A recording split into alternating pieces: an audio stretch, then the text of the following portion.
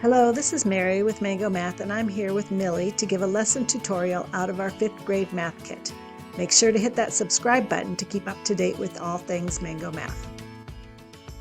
Nine Men Morris is a game that has some history behind it, so if you like history, look up this game. So it is a strategy game in which each player has 9 counters, and students can play individually or they can play in pairs of 2.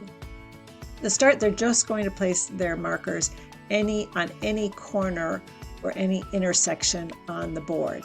So they just take turns back and forth placing their counters. And what they're trying to do is get 3 in a row. I'm going to block this person so they don't have 3 in a row. And if they can get 3 in a row, then it's called a mill.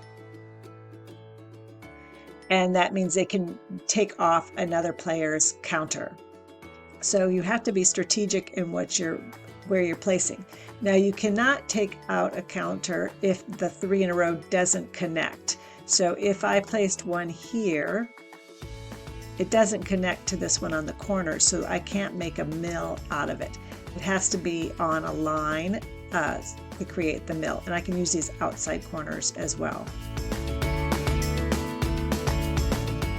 So just continue doing it until somebody creates a mill.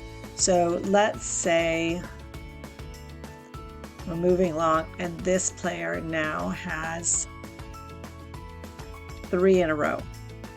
So that means he can remove one of the other player's counters. So you keep going until either there are no counters left. So let's say that this player goes again and gets this one, and they can remove one of the other player's counters. So you just keep going back and forth like that until one player is left with no counters, or because you can't make 3 counters in a row by having 2 counters left. If they're left with 2 counters, they can't continue any further. So play this game, be strategic in their placement. Also know you can change the rules somewhat if you want to. You can use fewer counters, more counters.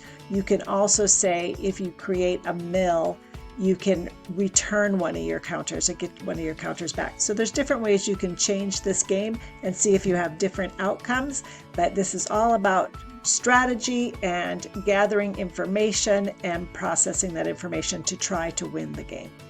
Enjoy.